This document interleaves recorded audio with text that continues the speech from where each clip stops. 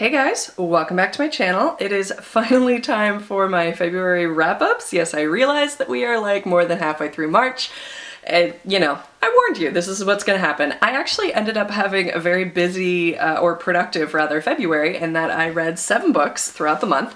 So let's just go over what I did. I only read 2 in physical copy, the rest were audiobooks and ebooks.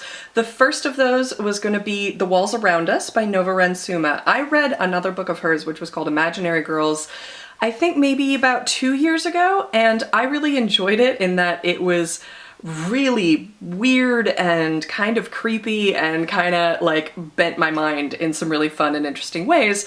And this one had some things about it that I really liked. I was a little bit disappointed by the end, which I'm not going to spoil, but ended up being weirdly similar to Imaginary Girls, to the point where it even sort of felt like a bit of an anticlimax when it came time to read The Walls Around Us. But The Walls Around Us is about a bunch of girls who are in a juvenile detention facility up in somewhere in New England. We never know exactly where. So there are 2 main characters, one of which is one of the inmates who is recounting this night when the doors on their cells all unlocked for some unknown reason and they went wild inside the prison.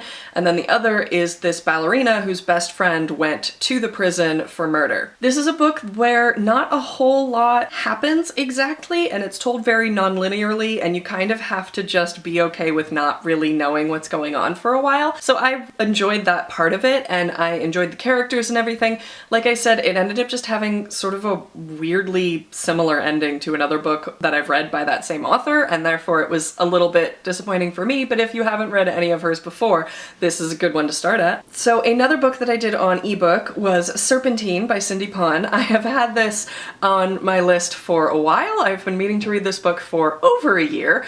I finally got around to it, and I liked it. It was a little bit rough in places where I think that the author is still maybe honing her voice, and there were some things that I thought didn't like quite work, but overall I still enjoyed the story. It is about a girl in the kingdom of Xia, which I believe is based off of ancient China, and basically she has been working as a handmaiden her whole life because she was found and adopted by this family, and she wakes up one morning and she has the lower body of a serpent, and it turns out that she is part serpent demon. So the main plot is about her figuring out her powers and how she wants to use them and what she wants to be, and the other part of the story is about this resurgence of demons that are starting to attack the populace, and why are they coming back and how can we stop them, that kind of thing. And like I said, I enjoyed it. I am definitely planning on reading the sequel at some point. I'm not sure exactly when, but it is called Sacrifice, and they are both out now, and it is a complete series.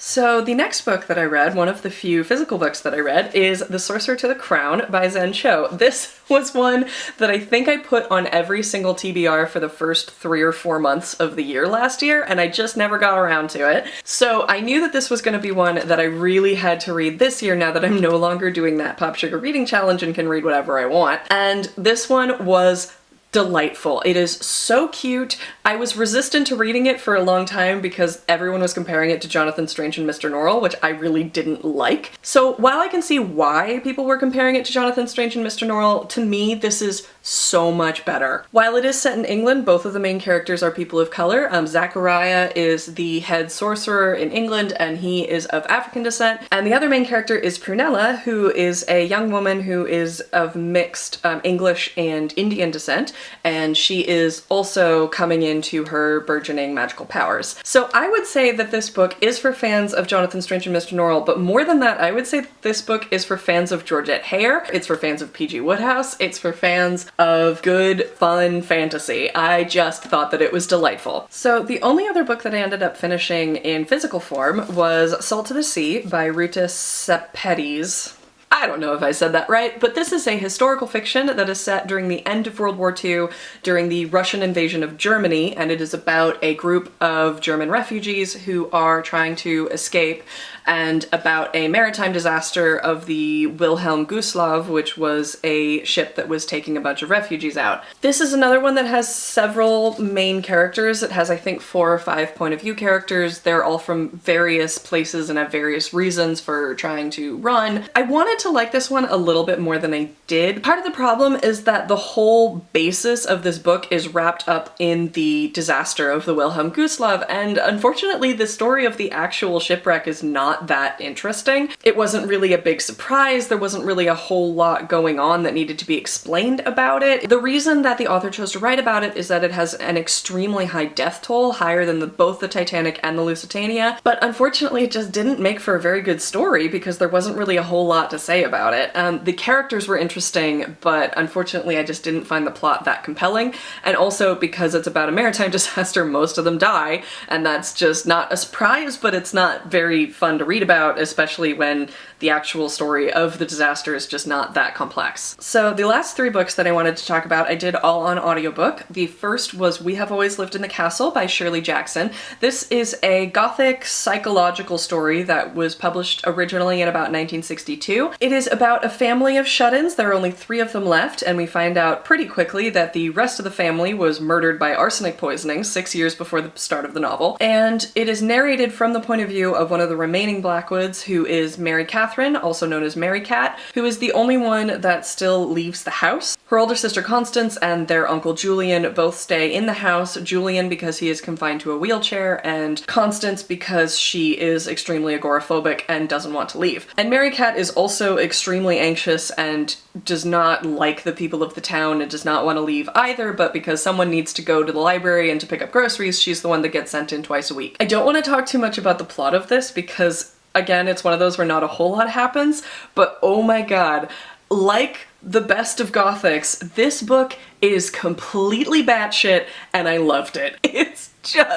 so crazy. And the audiobook narrator, Bernadette Dunn, is also fabulous. She does just different voices of the characters really well, and I was really into it. It's a short audiobook, only about 5.5 hours, I think, which is on the short end. So this is a short book, but like I said, it is crazy and I loved it. So the last 2 I'm going to kind of talk about together because I finally, after more than 10 years, finished the Temeraire series by Naomi Novik, which was League of Dragons, book 9 in the series. Like I said, I've literally been reading this series since high school, so it was kind of emotional to finish the series.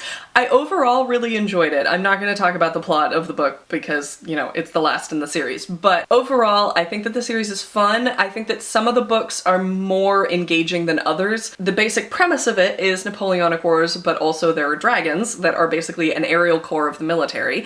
And it gets into like the alternate history of the world. Later on in the series, I think starting around book 4 is when it starts to go into that, and you find out that like the history of the world is different than the history of our world because of dragons, which I think is just so cool and was one of my favorite parts of the series. And since it had been so long since I had read book 1 of the series, I decided to go ahead and do a reread of His Majesty's Dragon by Naomi Novik, which is the first book in the Temeraire series. And I had forgotten a lot about this book. It is still absolutely delightful. Watching Lawrence, the main captain, and Temeraire, the main dragon, basically just fall like head over heels in love with each other was really, really lovely, and I had kind of forgotten. Because they still have a really close partnership and friendship later on through the series, but it's sort of that like flush of first love that I just think is just delightful. And there are also some things that, if you've read further into the series, are just hilariously foreshadowing. And unfortunately I can't say exactly what because that would be a huge spoiler, but let's just say I really enjoyed the reread and I do think that the series is fun overall. It is written in a slightly formal, a little bit dry kind of style, which was gonna work for some people and not others. Apparently also some people find the dragons extremely irritating. I didn't, but the thing that you have to know about the dragons is that first of all they are hoarders of both like people and treasure, and a lot of them are very young, and so they are acting kind of like children because they're just, you know, full-grown fire-breathing children. And the other thing is that they don't exactly have a human moral system, so sometimes they make decisions that don't totally match up with what the humans wanted them to do because they just have different priorities. So if those things sound like fun to you, alternate history, really cool to me, descriptions of different kinds of dragons and the way that dragons fit into society in different countries throughout the world, I thought was really cool. I love the world building. And occasionally, like I said, it can get dry and a little bit boring, but I still think that the series is worth checking out. And the audiobooks also are narrated by Simon Vance, and he does a wonderful job doing the narrations, so it is definitely one to consider checking out on audiobook. So those were all of the books that I managed to get through in February. Let me know what your favorite book that you read in the month of February was down in the comments, and I'll see you guys soon with another video. Thanks for watching, guys. Bye!